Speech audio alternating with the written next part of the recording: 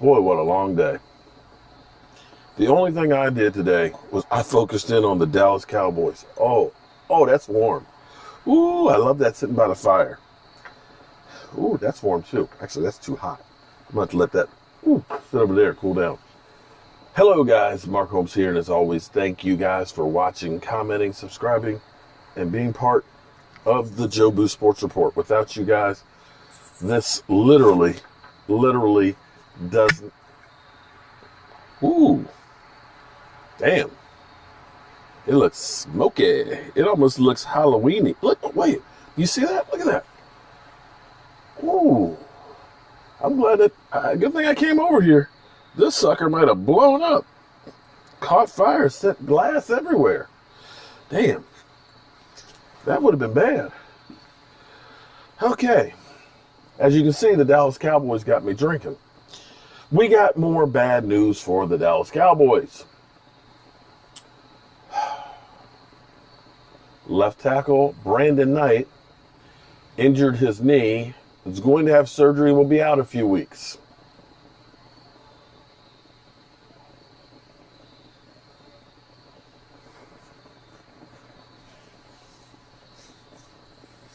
Yeah. So, lost another one.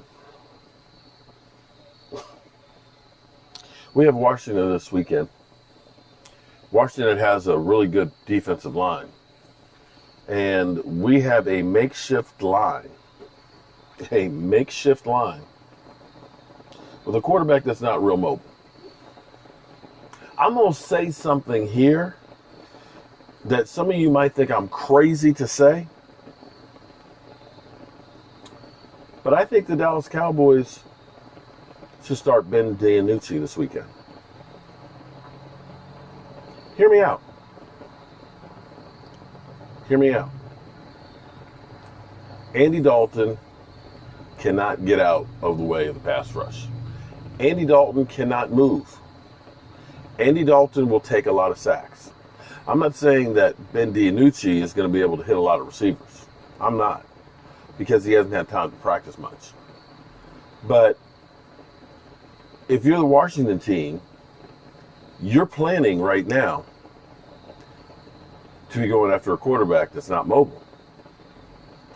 You put Ben DiNucci in, who is young, is healthy, doesn't have any wear and tear on his body right now, can run the football, and can take a hit. He did quite a bit of it at JMU. It's changing what you're doing on offense, but you know what?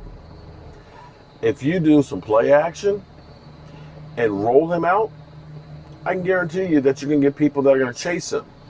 And if you get people chasing him, you may get lucky with some one-on-one coverages on the receivers, and he can just do some lob passes to them. Desperate times call for desperate measures. You're going to have, listen, you're down to your third string tackle. Steal, I don't know what kind of steal that is, but Steele on the other side ain't that good at right tackle. You have a completely... A lot of helicopters flying around lately.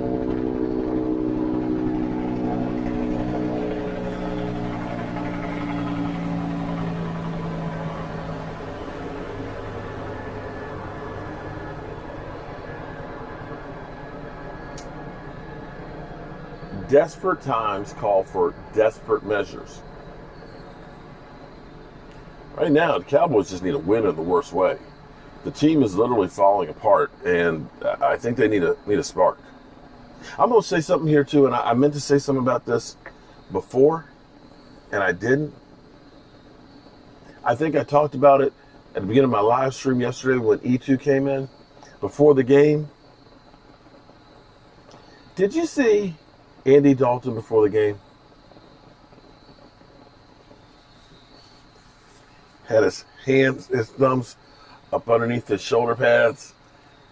It had this grin, that crap-eating grin. He almost looked cocky. And I looked at E2, I said, E2, He looked overconfident.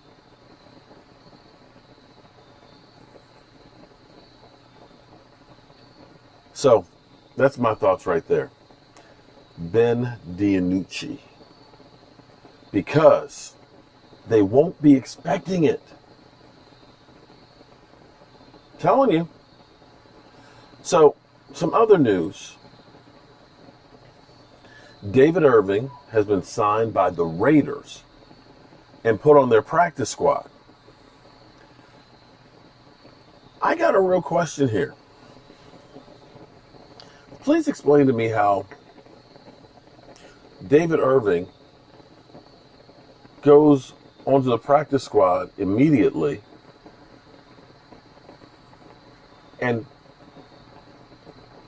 my guy, Randy Gregory, had to wait 6 weeks before he could become on the active roster. He's on the active roster now, too. Think about this, guys. Randy Gregory got reinstated back in training camp, but he had to wait 6 weeks before he could get on the active roster. David Irving just got reinstated last week. Has signed a contract and is on a practice squad right now. Can somebody explain that one to me? Because I'd really like to know what the difference is there. Is it because Randy Gregory was suspended more times? Or I'd like to know the reasoning behind that one, because that one made no sense at all. Just no sense at all. But the crazy thing is, how many former Dallas Cowboy players seem to be doing well on defense? Have you noticed that? Guys we've looked at and said, no, we're good. Thank you for your services, but we're good. Have y'all noticed that? Is there something wrong with our evaluation process of our homegrown talent? I'm just trying to figure it out, because we've changed coaching staffs.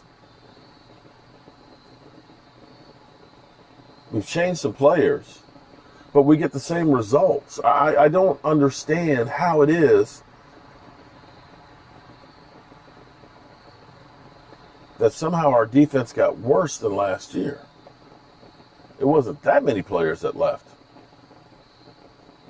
Is it the coaching? Is it the players that we had here weren't the problem? And I don't have, this is a rhetorical question. I don't have the answer for it. I'm just trying to understand how it is that we end up keeping the wrong players or overpaying some guys. And it seems like a lot of times we paid guys and they're never the same. That we don't get value for what we're paying. And maybe that's why you don't see New England pay these mega deals. That they keep turning over the roster. They keep bringing in other guys and coaching them up and getting tons of draft picks. It seems like there must be a fatal flaw with what we do with the Dallas Cowboys, because it just doesn't seem to work. You know, it's like Wrong Way Wooten. Was that the guy's name? Can't get right or can't do right. I'm going to have to look those up.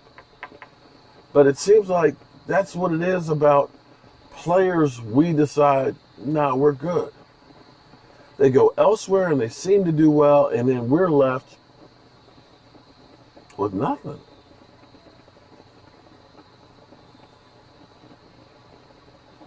This whole season, it makes my head hurt. It literally makes my head hurt when I think about the Dallas Cowboys right now. It's like, I feel like the Waterboy's mom every time he talks about, football. You want to play the foosball, Bobby? It makes my head hurt. I ain't never in my life seen a team fall apart so quick. No. All right, y'all. That's all I got to say about this. I'm going to go to bed early tonight because I'm just sick and tired of this. The Lord knows I didn't sleep last night after that. Hope you guys have a nice night. Be safe out there. Mask up, okay? For me. Please, for me. And one final thing, too. I meant to talk about this, but I'll talk about it tomorrow. But anybody else wonder if Zeke has any lasting effects from having COVID? That maybe he's had some nerve damage and can't grip the ball the way he used to? Talking to Peoples Aguilar in here, who's still recovering months after being hospitalized for 3 weeks with COVID. He's still saying he can't breathe the same. It's possible. I'll see you guys later.